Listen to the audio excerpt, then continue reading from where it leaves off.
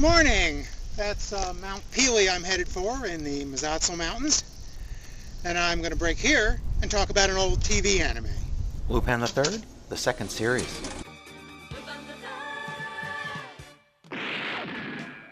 Lupin III is a breezy contemporary crime-adventure comedy TV anime series. It's created based on a manga by a guy who signs his name Monkey Punch. The character is loosely inspired by the character Arsène Lupin, a master thief who starred in some old pulp crime novels. That character was a French contemporary of Sherlock Holmes.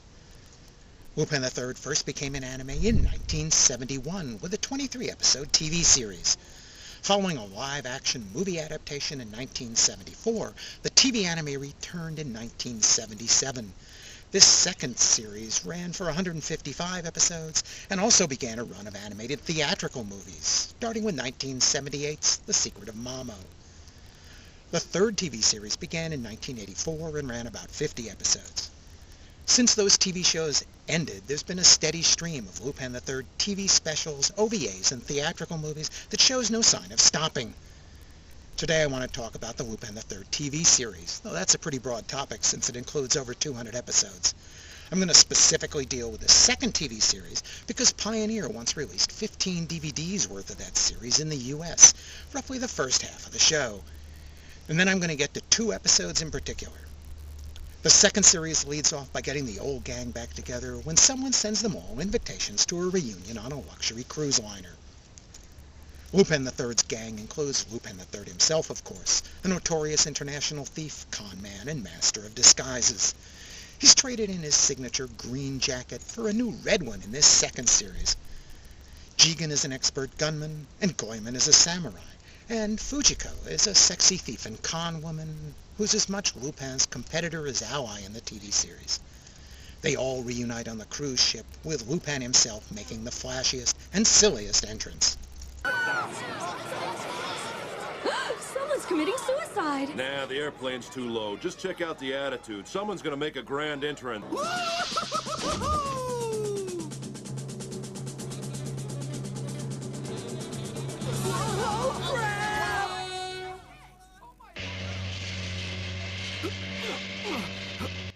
You can see there how Lupin III often mixes improbable physical feats and slapstick comedy with its crime capers and cartoonish violence. It's generally trying to be a fun romp without requiring a lot of thinking. Of course, Interpol Inspector Zenigata, that poor cop who's doomed to forever chase after Lupin III, will come aboard the ship as well. They've all been tricked or lured into coming to this reunion. Not surprisingly, the cruise liner is full of death traps for Lupin and his friends, thanks to an old villain from that first TV series who now wants revenge. And soon the action turns, well, just a little more serious. 何食わぬ顔でこの超デラックスな船旅を楽しみながら相手の出方を待ち尻尾を掴んでボロを出させるしかないだろうな。お、天井はさっきより低くなったみたいだぜ、おい。天井が？うわ、逃げろ！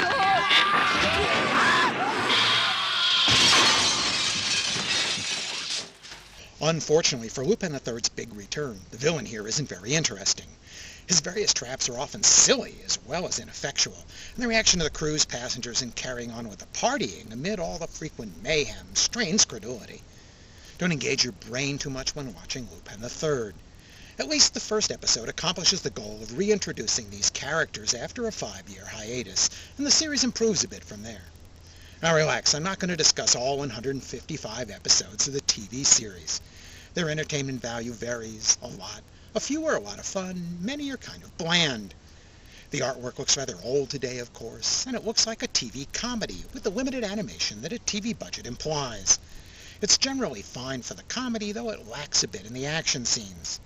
I was surprised that Pioneer stuck with this show for 15 US DVDs worth, including the dub. That dub uses a very loose translation, by the way, going for natural English banter rather than a strict translation.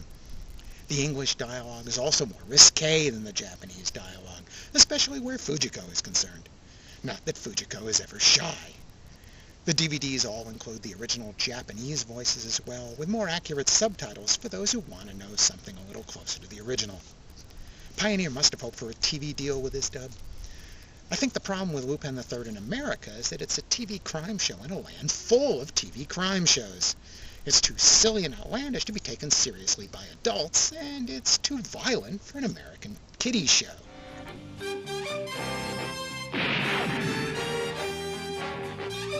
Now, there are two TV episodes that I really want to talk about, both from the end of the second season. Both were written, storyboarded, and directed by a young Hayao Miyazaki, using a pseudonym. These aren't the only Lupin III TV episodes the now acclaimed Miyazaki worked on at TMS, but they are the two that he wrote and storyboarded as well.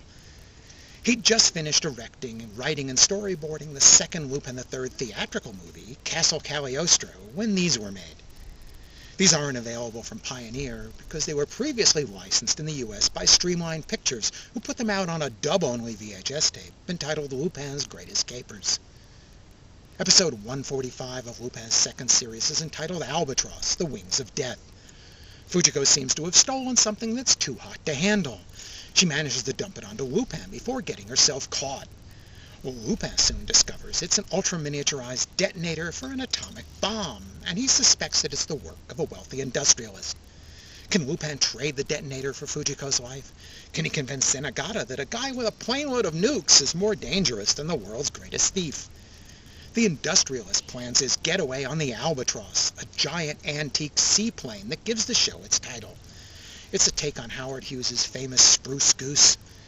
It has a distinctive Miyazaki styling, though, with mostly wing and minimal fuselage, resembling a design from Miyazaki's latest TV series, Future Boy Conan, and one that he'd soon use again in Nausicaa. Hold it right there! Let's get out of here! Now I gotcha!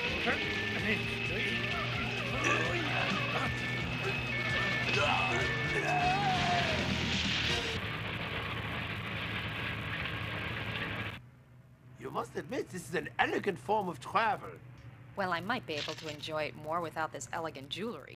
This quick and breezy action-adventure episode has only one small twist as Lupin and friends work to disarm a merchant of compact atomic bombs and rescue the lovely Fujiko.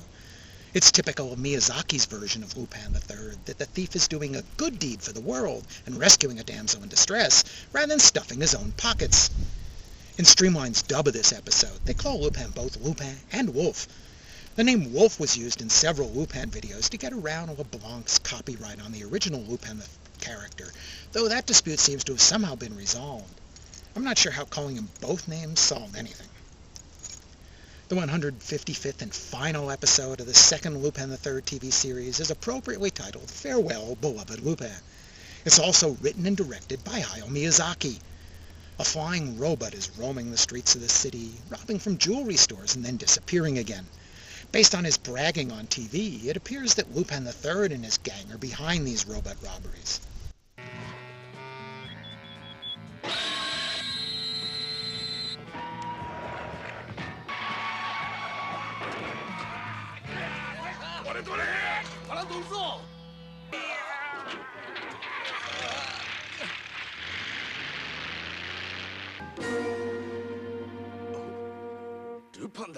It appears that when Inspector Zenigata shows up, he thinks that these crimes aren't Lupin III's style at all. He's also appalled at the military's efforts to destroy the robot right in the center of the city, which is causing a lot of collateral damage. In fact, Zenigata seems uncharacteristically clever as he's chasing down the criminal's headquarters. The robot's lovely pilot, Maki, thinks that she's doing these robberies for Lupin for a noble purpose. She wants to make people aware of the existence of this terrible weapon, created by a wicked industrialist from her father's invention. She has a rather gentle spirit herself, and keeps defying Lupin's orders to open fire on the police or military. Instead, she's trying to keep people from getting hurt during her crime spree. No surprise, it seems that Zenigata is right for a change. It's not Lupin at all behind the robot crimes. Clearly, Lupin himself will have to find a way to clear his name of these brutish crimes and get the pretty pilot out of whatever mess she's gotten herself into. Many anime fans will probably recognize this robot design from a later Miyazaki theatrical movie, Lapida, but it's also characteristic of one created by Max Fleischer in the Mechanical Monster cartoon, a 1940 Superman cartoon.